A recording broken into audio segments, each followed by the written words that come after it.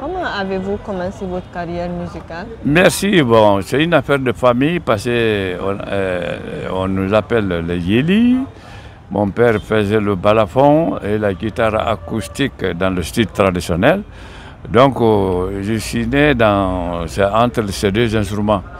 Alors, tout petit, mon père me laissait entre les deux instruments-là. Et je m'amusais beaucoup entre les deux. Mais en fin de compte, mon père a compris que je m'intéresse à la guitare au lieu du balafon. Alors, c'est ainsi, je devais avoir, à l'âge de 10 ans, il a commandé une première guitare, unique couleur métal. J'étais le seul à avoir ça dans toute la Guinée. Il a commandé ça en France. Donc ça a été ma première guitare, et puis traditionnellement. Et maintenant après, il m'a envoyé à l'école coranique, mais je n'ai pas tenu, parce que je tenais beaucoup à la musique. Alors je ne pouvais pas aller. Les deux ne pouvaient pas aller ensemble. On peut savoir c'était en quelle année? Bon, ça c'était en 54. 54, j'avais 10 ans. Parlez-nous du célèbre groupe, le Bembeya Jazz. Merci beaucoup. Bembeya Jazz a été créé par Émile Condé, père à son âme, qui était le premier responsable à l'époque, après avoir quand on a eu notre indépendance. Il a été le premier grand responsable comme gouverneur. À l'époque, on les appelait au départ premier, le commandant. Donc après, on a changé de nom, on dit gouverneur. Donc c'est Émile qui a été le premier commandant à Béla. Et il fallait organiser la jeunesse administrativement. Donc c'est ainsi qu'il a dit qu'il faut un orchestre pour le Béla. Alors c'est ainsi que moi on m'a contacté, j'étais venu à Cancan. On m'a contacté de quelqu'un venu me trouver. D'abord c'est Émile lui-même qui était de passage, il quittait à Conakry, il partait à Béla. Bon, entre-temps, moi j'avais joué à Cancan pour les élèves avec Balakala, grand frère Balakala. Donc mon nom circulait comme dans plusieurs familles, on parlait de moi. J'étais tout petit, on dit que... Alors, dans la famille là où il logeait, on parlait de moi. Le petit qui a joué hier, mon Dieu, il est fort, le petit là. C'est ainsi, il a demandé, bon, qu'il voulait me voir, pour être bref. Il dit, le petit, donc, vous parlez là, je peux le voir? Okay, ouais. Donc, il a envoyé quelqu'un qui est allé me chercher, et je suis venu le rencontrer. Donc, au fil de causerie, il m'a demandé si je peux venir à Béla. Je dis non, je ne peux pas venir à Béla. Il dit ah bon? Je dis ouais. Là où je suis déjà, ce qu'on cherche, c'est le succès. J'ai le succès. Je dis bon. Je dis donc, je ne pars pas à Béla. Alors, entre-temps, il m'a posé une question. Il dit est-ce que je connais Sorakata Diabaté? Je dis oui, c'est le petit frère de mon père. Il dit ah bon? Je dis oui. Alors, il n'a plus parlé. Et je crois que c'est là-bas que les choses sont devenues sérieuses. Alors, il dit, bon, comme tu n'as pas voulu venir à Béla, ce n'est pas un problème. Il m'a donné de l'argent et il dit, bon, à la prochaine. Je dis, d'accord. Déjà, il se trouve que la route est ouverte pour moi pour aller à Béla. Dès qu'il est rentré, c'est son ami intime. Ils sont quittés ensemble à Djikunkum pour Béla. Donc, ils se sont salués d'abord. Après, il était énervé contre mon oncle. Il dit, dis donc, qu'est-ce que toi tu fais? Tu sais qu'on a des problèmes de guitariste. Dans notre orchestre, on parle de guitariste. Tu sais que bien, il y a le fils de ton frère, ton grand frère à Cancan. Tu connais? Et tu n'as pas appelé celui-là. Il dit, quel est celui-là? Il dit, c'est Diabaté. Il dit, ouais, c'est le fils de mon grand frère. Il dit, mais moi, je ne sais pas s'il est à Cancan. Il dit, bon, voilà ma voiture, on me dépose, on vient te chercher, tu vas aller chercher chez vous. Vous comprenez? Alors, effectivement, mon oncle vient, on se salue. Alors, parce que j'étais tellement curieux, j'étais tellement surpris, parce que lui, moi, ça faisait des années, il n'était pas venu dans notre village. Alors, ma première question, je dis, mais comment lui, il a su que moi, je suis à Kanga? Il me répond, il dit, tu seras tout de suite. Il dit, d'ailleurs, je suis venu te chercher. J'ai dit, là, c'est sérieux. Il dit, c'est sérieux? Ah, il dit, bon, ça serait sérieux. Donc, pour être bref, obligatoirement, il dit, si tu ne vois pas Abela dans le Bismillah, il dit, tu iras Abela dans le Subhanallah. J'ai dit, j'ai dit ça. Donc, ça ne vaut pas le coup. J'ai dit, bon, c'est moi maintenant qui le prie. J'ai dit, bon, pardon, s'il te plaît, il ne faut pas me faire revenir à Kanga. Je dis, on va attendre la nuit. Je dis, on va partir à Bela. Voilà, moi à Bela. Et je t'ai reçu comme un petit prince. Ok. Pourquoi le nom Bembeya Gaz? Voilà, il y a une rivière qui traverse la ville de Bela. Donc, c'est ce qu'on appelle Bembeya. Donc, un jour, le gouverneur a demandé à tous les cadres de se retrouver dans la salle on appelle permanence à l'époque. Donc, il y a eu une rencontre avec toutes les autorités locales, comme au point de vue des responsables politiques. Donc, il dit, je vous ai appelé, nous avons un orchestre dont tous les éléments sont complets. Et celui qui manquait, c'était le guitariste. Le guitariste est arrivé maintenant. Il faut trouver le nom qu'on peut donner à cet orchestre. Donc, chacun disait patata, patata, il y avait plusieurs noms. Bon, maintenant, il y a un ami qui était membre de l'orchestre, il s'appelle Bangal Traoré, dit Grosbois. C'est lui qui a dit maintenant, pourquoi on ne va pas dire Bembeya? Et bon, Asken, lui, il a dit, bon, on agite Bembeya Jazz. Vous voyez? Donc, automatiquement, on a dit que ça sonne bien à l'oreille. Donc, voilà, comme le nom est parti, on a retenu maintenant le nom de Bembeya Jazz. D'accord. Qu'est-ce que ces expériences ont-ils apporté côté professionnel et personnel? Ben, vous voyez, depuis, je peux vous dire, la disparition du président M. Touré, je peux vous dire que d'abord, on n'a pas été soutenu par aucun président qui ont passé, sauf Alpha, qui avait commencé à nous aider. Et malheureusement, il y a eu le changement après. Donc, il a été le seul, après tous les présidents qui ont passé, c'est Alpha qui nous a fait du bien. Et après, comment on appelle, notre président qui est là actuellement, le président Mamadi Doumbouya, il nous a offert aussi des instruments. Pour l'instant, c'est là où nous sommes. Ok. Aujourd'hui, regrettez-vous d'avoir été membre du groupe Bembeya Jazz? Pas du tout. Pas du tout. Je peux vous dire que quand je suis à l'extérieur, je peux vous dire que je suis le plus grand. Les gens ont un respect religieux pour moi.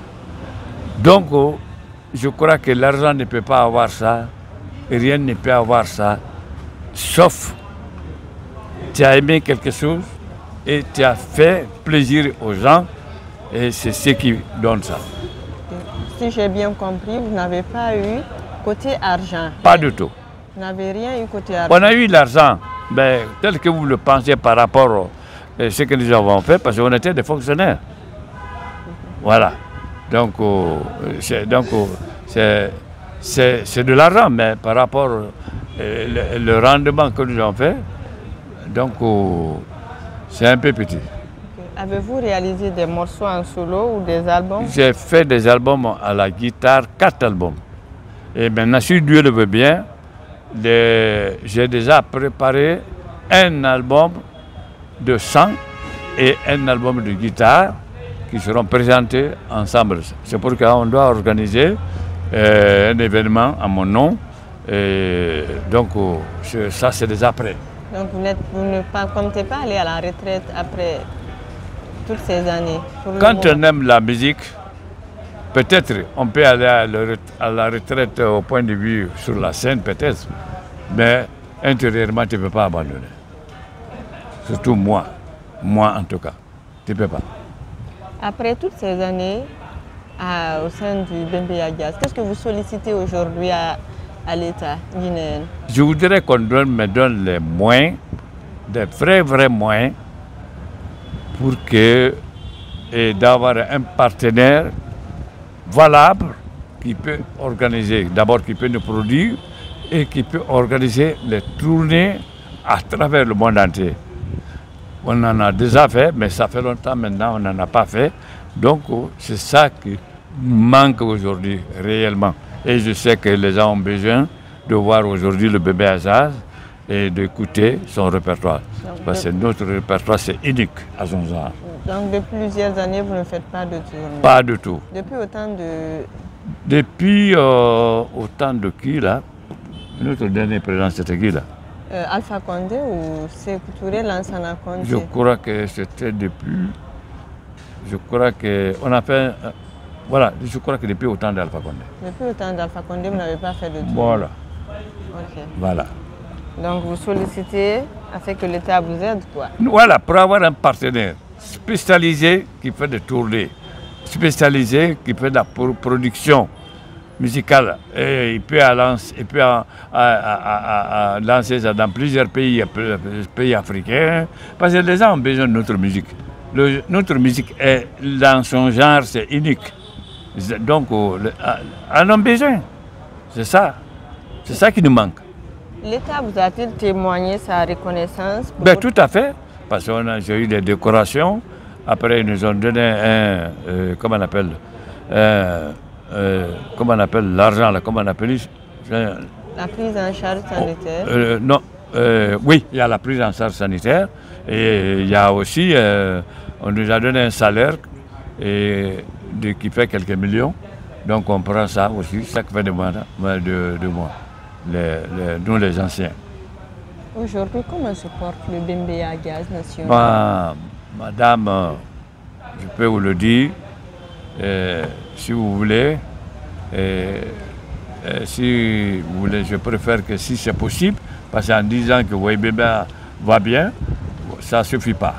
J'aurais bien voulu que vous organisez quelque chose et Bembeya se prépare pour aller vous satisfaire. Moi, je crois que c'est mieux. D'accord. Voilà. Maintenant, comment se porte le Bembeya aujourd'hui? Elle se porte très bien avec la 3e génération. Donc, je suis le seul doyen là-dedans. Rien ne vous manque, tout est satisfait? Non, ça nous manque. Ça nous manque, comme je viens de vous dire tout à l'heure. Nous, on a envie de faire des nouveaux albums, ça nous manque. On a envie de faire des tournées, ça nous manque. Voilà. Sinon, on nous a donné déjà le matériel de musique. Ça, le président nous a offert ça. Voilà. Mais cela ne suffit pas. Ça ne suffit pas, ça ne suffit pas. C'est ça. Il faut reprendre le nom de la Guinée en dehors de la Guinée. C'est ça.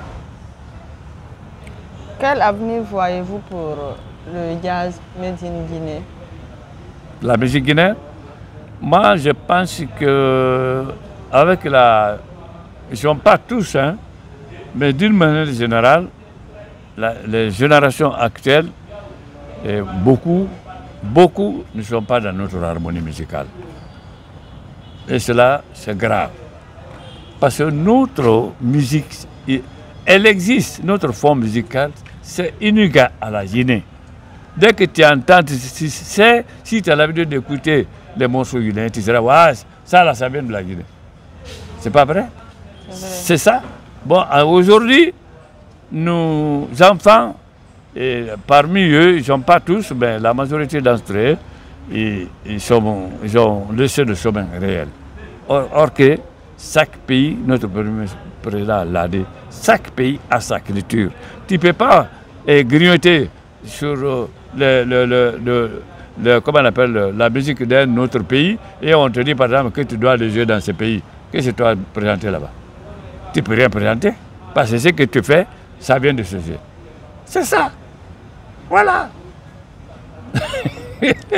Diamond Finger. Oui, quoi ce nom? Ah oui, le doigt de diamant.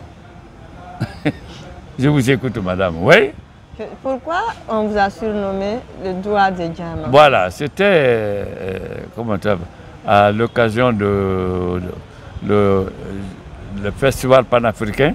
Vous savez, il y a le festival national d'un pays et il y a le festival panafricain. Là où toute l'Afrique doit se retrouver. Bon, donc c'est ainsi, ce festival a été fait à Lagos en 1977. Donc le bébé Azaz était là pour représenter la Guinée, comme toujours.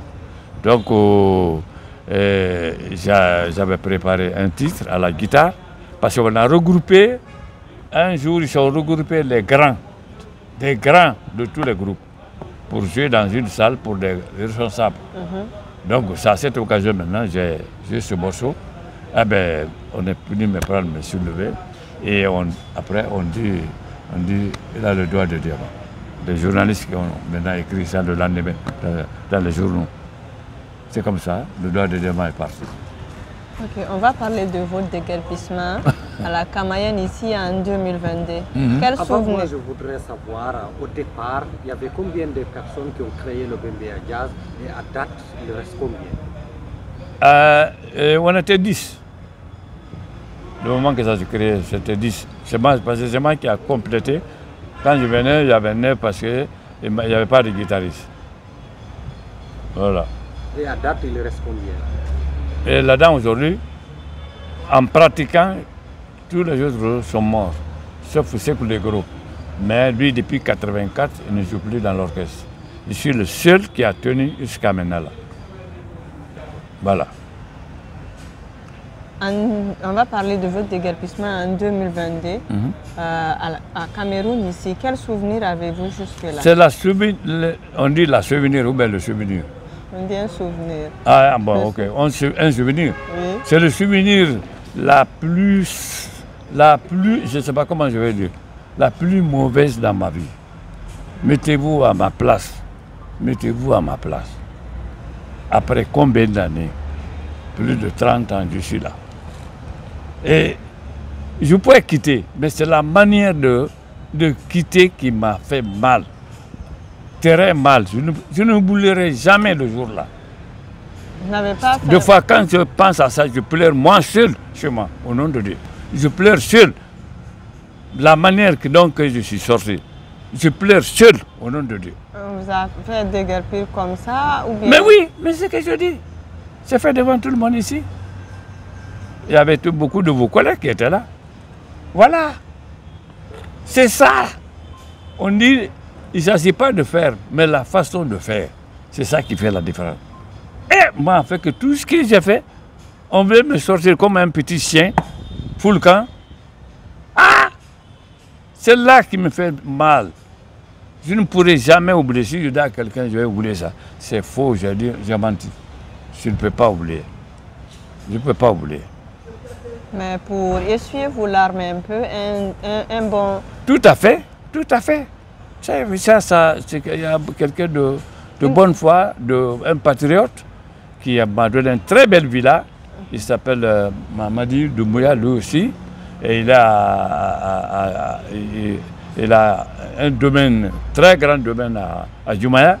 Bon, il a beaucoup de bâtiments, et c'est là où il m'a offert un de ces bâtiments. Le président? Non, pas le président. Mais lui aussi s'appelle Mamadi. Lui aussi s'appelle Mamadi Doumbouya. Ah, ok. Voilà. Il vit en Guinée ou... Il vit en Guinée, c'est un grand homme d'affaires.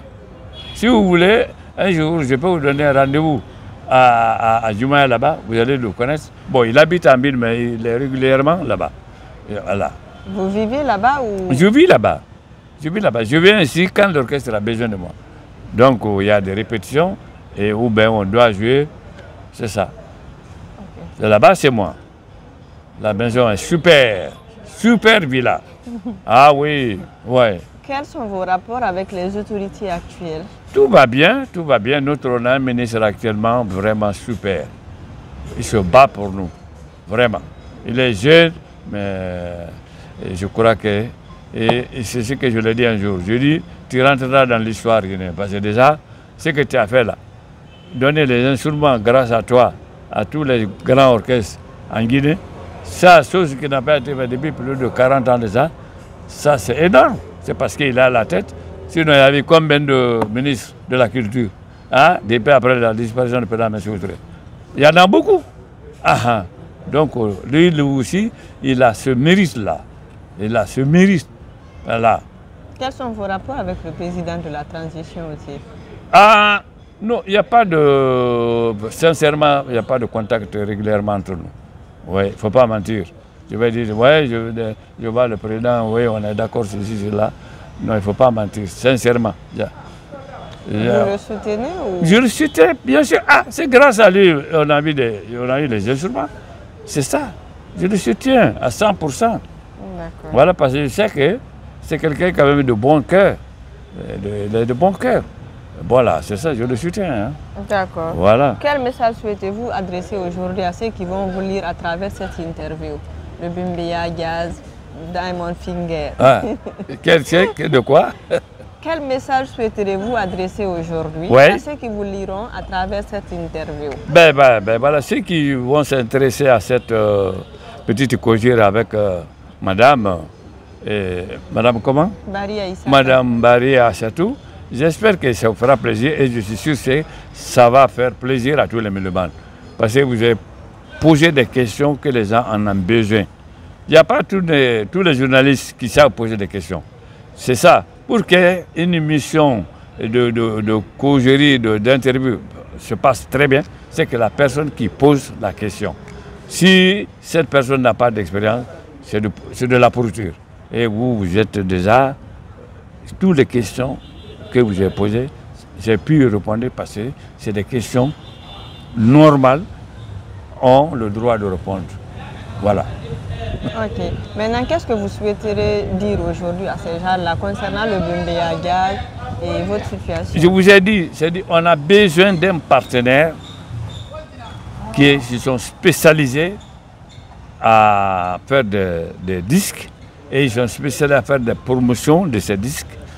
Parce que la promotion d'un disque, il s'agit de faire tourner le groupe qui a fait un album.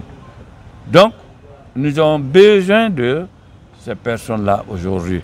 Parce que je sais que ce n'est pas l'Afrique seulement, le monde a besoin de la musique de Bembeya, sincèrement.